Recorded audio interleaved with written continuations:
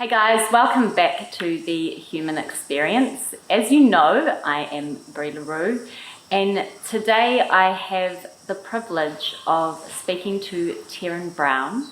And he's here today to talk to us a bit about his personal journey along the way and what's happened since then. So I just want to say a big thank you for being willing Thank you for having me. Yeah. You're welcome. Kia ora. It's so cool to have you here sharing something which is really personal and close. Yes. It takes a lot of courage. Thank you. Yeah. So thank you. Where would you most like to begin? And I know that's a big question, but I think you might have some things in mind that you want to talk about. I guess about 6 months ago, I was diagnosed with severe depression and moderately severe anxiety. Right. So yeah, it got pretty dark for me, and I just coming out of it now. Really, just coming out of the darkness now. So it was 6 months ago. Yeah, you got 6 months diagnosis? ago. Yep. What was it like to hear that? It was a huge shock for me. Wow. I guess for me personally, I've come from a environment or an age where depression was. I've never heard of depression as a kid, and I know people that told me they had depression, and so I judged them. I was like, man, what's this depression stuff? You think they were making it up? Well, I didn't get what depression was. I was like, they're sad. They're just feeling a bit sad at the minute. Right. They're not actually depressed. What is this? Depressed? Harden up. The typical, what I thought was a typical view of what depression was. Harden up. Need a can of concrete. Yeah. What's this, man? Fuck, come on, bro. And I had friends with it, and I was quite judgmental to them. Wow. And so when I fell into that space, it really felt heavy on me because I was so judgmental to others. And when I was like, oh no, I've got it. I can't tell no one. And so your judgment came up. On me too, yeah. All your judgment that you had come back to bite me. Came back to bite you, and then all of a sudden, harden up Terrin doesn't seem to be working. Nah, it didn't work. And then I started to kind of, coming through it now, I started to realize, wow, this place is not as easy as just like getting up and get out of bed. Nah, can't do it. Can't do it. So to be not in control of such a simple thing of just going about your day, right? Yeah, it's huge. It was crazy, and I've never felt this before. Maybe I had felt some depression in the past, but I've never felt it like this before. So for a good month, I wouldn't pretty much come out of my room. Wow. Curtains were shut, and I wouldn't. My good friends were ringing me, and I'd pick up the phone. Oh no, I don't want to talk to them. Oh, there's a text. No, I won't reply to that. I'll reply later. Never got back to them. Wow. So it sounds to me like you were in a complete shell. Yep. If that is, how would you describe it? Yeah, shells are great. A shell. Yeah, a really tight enclosed shell. Yep. And I just couldn't find a way out of it. Yeah. That must have. I mean, it sounds scary. How did it feel? Depressing. No, just it felt really depressing. Just sad, just heavy sadness. Wow, I can still feel it. I can still feel that emotion.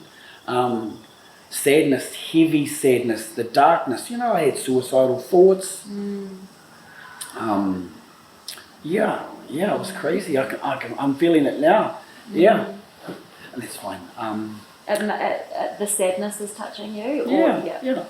I still have those thoughts, Bree. It's kind of, I don't know, it's not normal, but I do have those thoughts of like. I think it's normal for some people. Every day can be a struggle.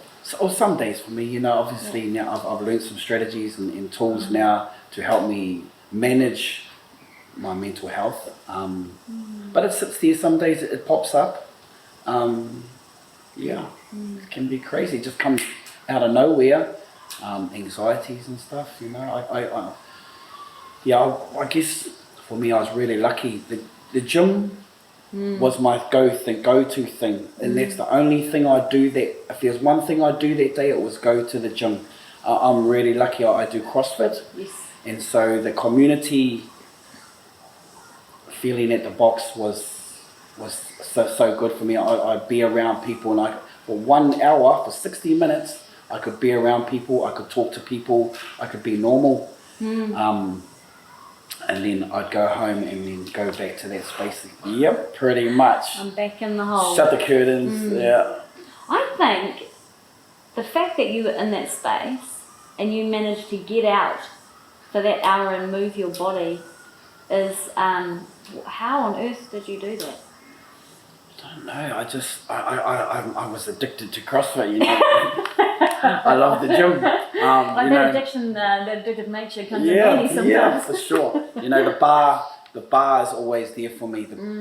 She's What a always cool thing there. to say. The bar's always there for me. Yeah, well, and not that bar. Yeah. So yeah, she never judged me. Some days I'd go to the box and I wasn't feeling good and I couldn't lift as much or I couldn't move as well as what I wanted to. There was no judgment from the bar or from the team, from the rig. And so I could just go in there for an hour, sweat it out, get those good feel-good drugs and then maybe talk to a few people and then go home, eat my dinner. Because I guess my gym was the thing that was keeping me alive. I knew when I was at the gym I had to come home, I had to eat well, I had to sleep well. I was getting lots of sleep, but it really pushed me through that dark space. And the community at the box is amazing, and so they really held you up and supported you. Yeah, well, I didn't tell anyone. But eventually I did start telling some close friends there. What made you decide to do that? I've seen stuff on TV, on media about talking about that stuff, and I thought, I might just take a risk and talk to the bro. And I spoke to some guy, and he had suffered it, he shared back. Every and I'm like, time, cool. hey? I was like, wow, of all the people here, out of the 50 people in this box, I've picked you. Picked this guy, and he's suffering from that same thing too. And what's that like, to hear that from somebody else? I'm not alone. This guy gets it. He knows what I'm feeling. He knows what I'm going through. He's been in that dark space. And it's not, and it's like this thing of, it's not just me. I'm not just like this person who can't handle life or whatever. You're like, oh no, it's like other people share this. Yeah.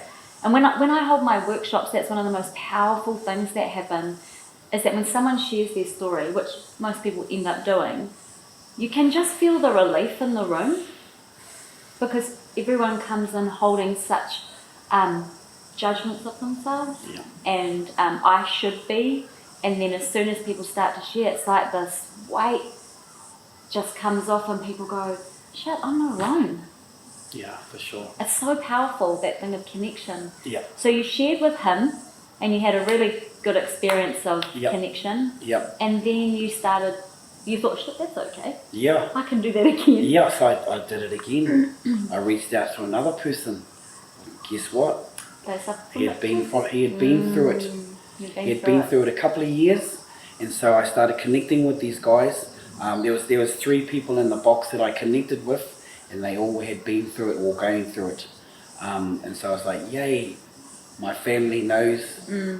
Lunch dates, dinner dates, at least once a week we'd go out for dinner after the box, after training. So that gave me 2 hours out of my room. That starts to increase. Expand. And so I took chances with these guys, and I started opening up, and they'd share their experiences and some of the strategies they used. And it was empowering knowing that they'd been through that, and they were, one of my good friends spoke about how it was like a spiritual awakening for him. And so he started to do all these like yoga, meditation, and all these strategies, and it had just opened him up to a whole different world that he may not have gone into if he had not gone through that experience. I think there's a few different sayings about how your place of the most darkness that's where like the rebirth Yeah. happens, Yeah. or like the cracks are where the light gets Yeah. in. Yeah. Because you're faced with this sense of like such utter, like, I don't know if breaking point's the right thing, or just like I've got nowhere to go. Adversity, yep. Yeah, adversity, thank you, in the Overcoming Adversity series. That you've got to do something different. Yeah. Yeah. Try something different, and that's what I ended up doing. And you know, I'm kind of really grateful now looking back at my mental health experience, because it's changed me into a person I probably wouldn't have gone to if I hadn't gone through this. And now I see the world so differently. I'm using, you know, every morning I'm a member of a 12-step fellowship. Wow. So I use components of that program, but also I'm learning all this other stuff, mindfulness and meditation. And so I've bring that into my daily program too. So my day is pretty much filled with good stuff that I may not have used or been aware of if I hadn't have gone into this place. Yeah, and when you say you're really grateful for it, so you're grateful that it's led you to these practices that you wouldn't have done before. Yep. What else are you grateful for in regards to experiencing the depression and anxiety? Yeah, it's really cool. You know, how I see people now, obviously I'm not saying judgmental. Yeah, that was what I wanted to say. I was like, don't put words in Terrin's mouth, just ask him the question. Yeah, so, so you know, when I see judgment. people now and they may seem low, or I'm like, oh, you know, I wonder how that guy's going. I wonder Just say how that hello. guy's doing. Yeah. Just like, hey, are you all good? Yeah, or how are you feeling, actually? You know, not just, How how are are you you, bro? And you know, it's so superficial today when we meet people and, hey, how are you, Bree? And it's, hey, I'm good, thanks. How are you? I'm cool, later. But now, you know, now if I ask someone, how are you? I'm prepared to spend the next 10, 15 minutes with them actually checking in and, how are you? Awesome. So And you can feel the difference, even the way you just said it. How are you? Yeah. When someone's ready to, when you're present and they're just ready to give you their time. And I think on the other side, to be willing, if someone asks you how you are, to say, actually, I'm not having such a good day. Yeah. Yeah. And sitting them and spending 5-10 minutes with them when they're ready to, right, cool, you ready to go? Let's do it. But really being sincere in that space too. It's really important, you know, not just kind of brushing it off as, but actually connecting with people, you know, with my heart, with my soul, with love, is really important. And obviously, I don't think we do this enough in society today. We're not connecting with others on a deeper sense of meaning, of humanity. But I think what's interesting is that when you chose to do that, to connect in a deeper way with somebody, look what happened. You received it straight back. So people are willing to go there, I think, but there's a fear that it's just me or I'm alone. Yep. And I think that it is such a beautiful blessing that you are now able to, it almost sounds like you've really enriched your life. Definitely. Because you're recognizing the value of true connection, and that's where the good stuff is. Yeah. Even when it's bad, it still can be good. Well, it's all good. There's no bad. You know, it's all lessons. Yeah, it's just an embracing, eh? And embracing the bad too, or the not so good. That's what I mean. You know? It's like, you know, sometimes when I'm having I like, when you're human, the gauntlet of emotions is like this. And who says that you're supposed to be happy, one emotion, all the time? It's just absolutely impossible. You're going to feel the full spectrum. That's for the beautiful, that's what I think is the profound thing of being human, is that we get blessed with being able to feel all emotions.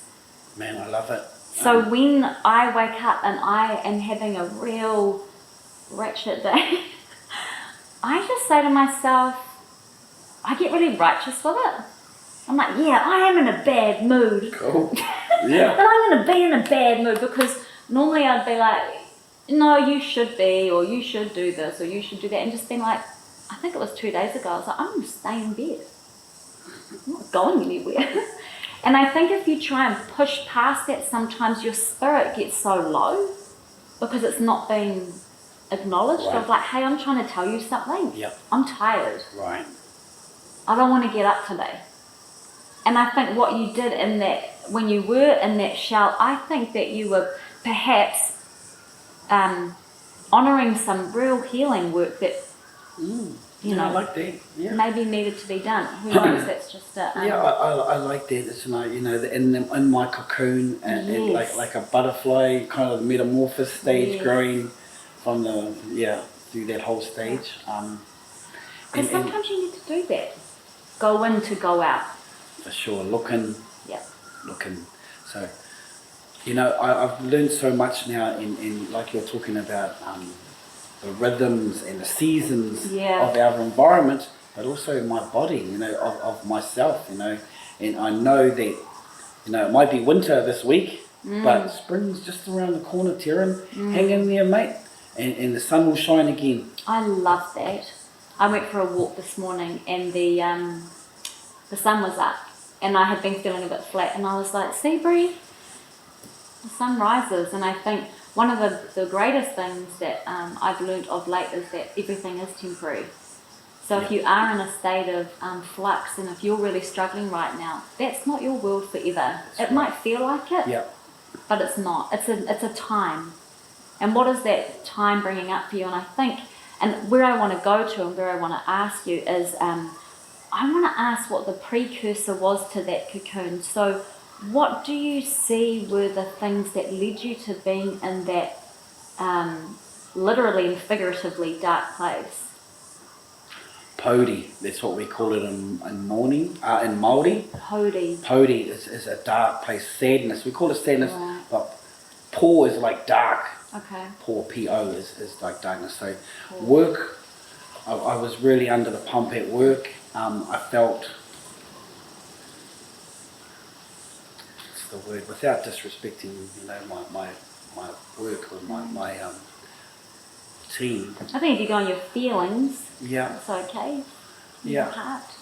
Yeah, I didn't feel like I was treated well, and so I was always anxious when I'd go to work.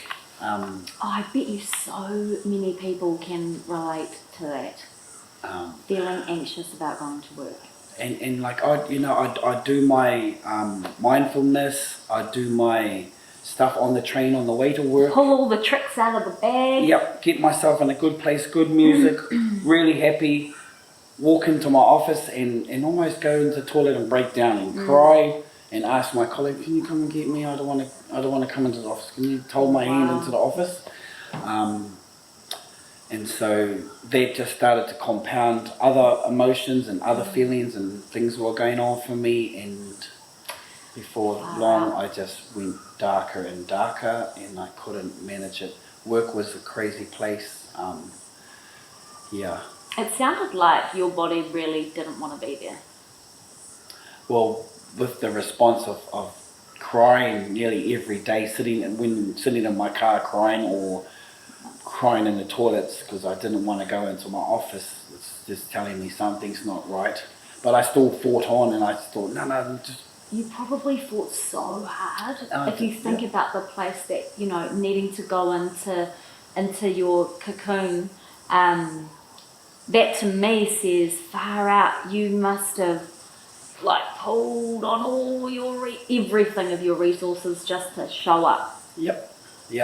Because to be that anxious and to be that upset and to keep pushing and pushing, like, I'm sorry, but it's there's got to be a point of can't do this anymore. Breaking. Yeah, and that's where I ended up, I guess, you know. And now, like I was saying earlier, I come from a place where, you know, you're tough, you know, and I still have that kind of mentality. It's definitely changed now, but that thinking of, you know, be hard, be strong, you know, you're a Māori boy, you know, you're harden up, Terrin, and so I kept on trying to harden up, and that didn't serve me at all. and I try to speak with my friends, my closest friends, and you know, they were amazing guys, but I just don't know if I got the support I needed at that time. It sounds like the true cry for help like wasn't being heard. Yeah. Totally. Because what you were saying was like, yeah, you know, I don't know if it was like, you'll be right, mate, or it's just a bad day. I guess too, I wasn't being rigorously forthright. honest with them about what was going on, because I was Okay. ashamed of telling them, you know, their fear of being judged or being ridiculed or being laughed at or yeah, all that stuff kicked in. Yeah. And I was like, yeah, nah, I'm not going to tell no one. These are such huge points for discussion, and I just am so happy that you're bringing them up. In particular, what really made me sort of come alive was when you just said that thing of, you know, harden up, Terrin, you know, and that internal narrative telling you just, come on, mate, like, toughen up.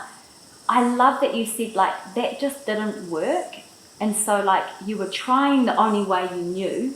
Yep. Because that was who you were and where you came from. Yep. And you're at this place now of recognizing there is actually another way.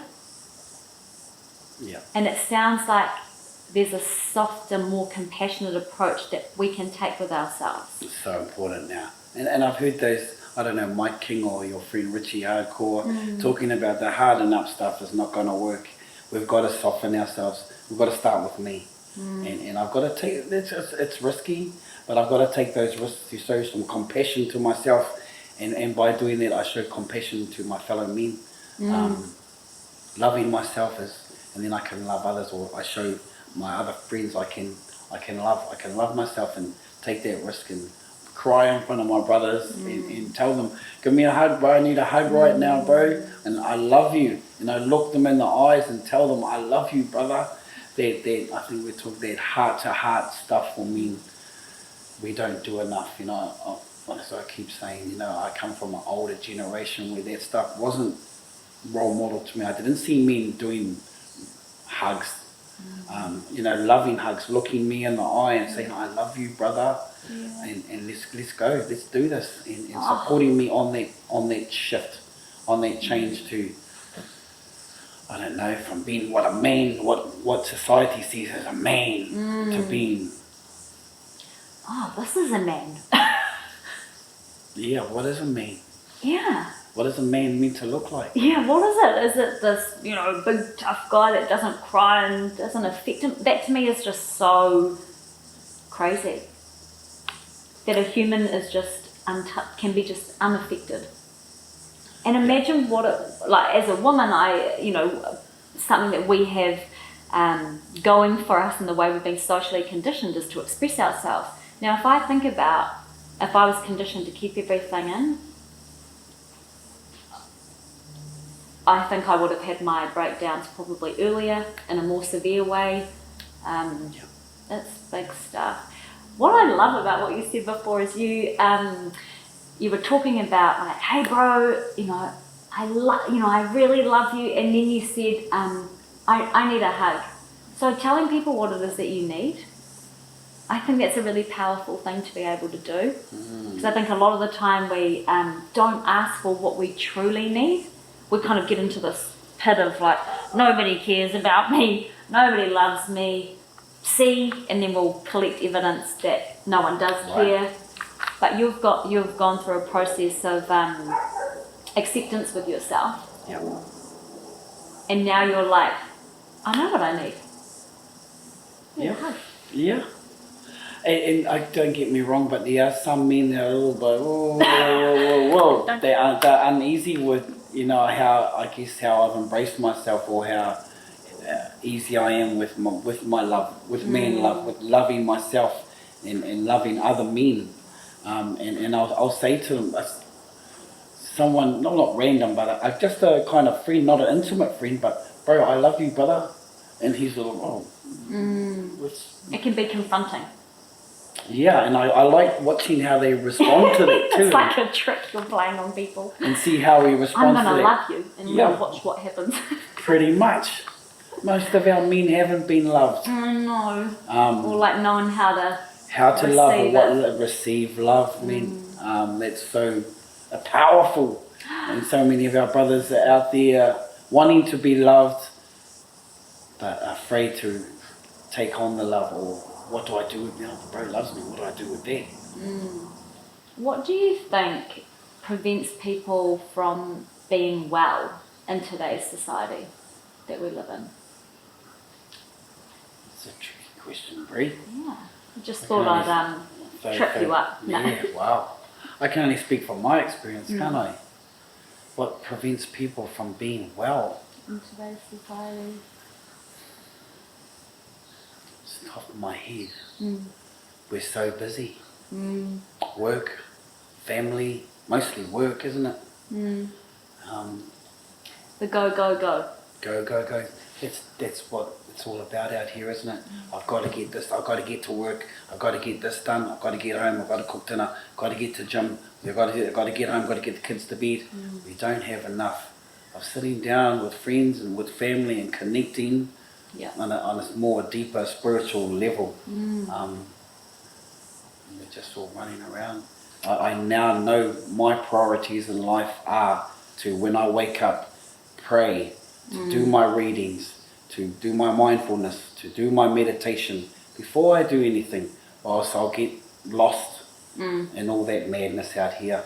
I see the world differently. I know the importance of slowing down, centering myself, listening to my body, coming back to my breathing. What's going on for me? What's going on in my body? How does it feel when my shoulders are tight?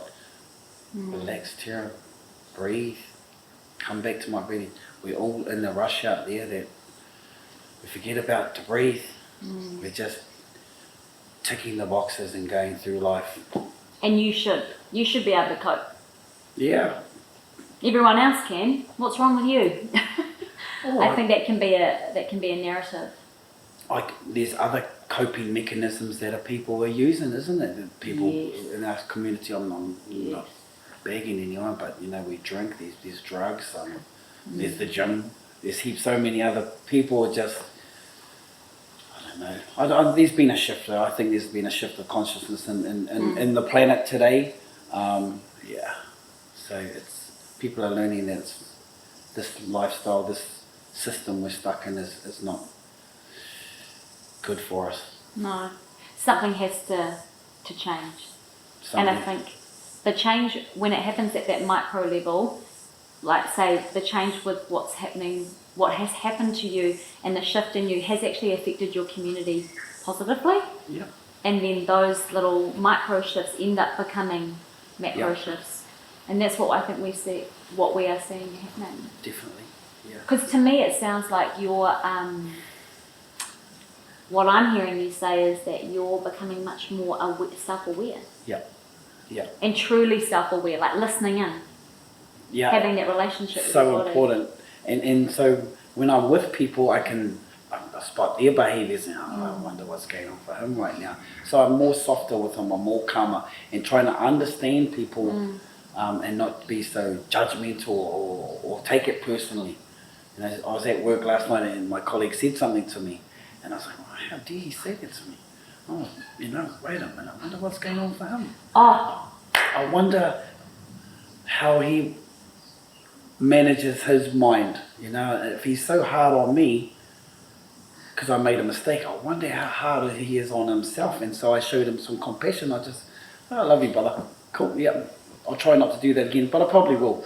I make mistakes, so just being softer on myself, being softer on others. That is so powerful, that you've gotten to a place, because this is what people don't realise about doing work, right? When you do some internal work on yourself, that when things come up and you've done work to become more compassionate and more loving towards yourself, that when stuff comes up with other people, it can just be a curiosity of like, I wonder what's going on in that person's life. It doesn't become about you, internalizing it and being like, oh, well, I'm crap, he thinks I'm terrible. at my job and this and that, and it's like, no, everyone's going around thinking about themselves, actually. Pretty much. So when you do the internal work, what I find is that things don't become as personal. Right. Yep. And I love that you describe it, because it's just more about like, you know, yeah, I made a mistake, might make one again, and love you, brother. Yeah. Where do you go with that? You're like, okay, sure. And I seen the shift in him. You know, he seemed to soften.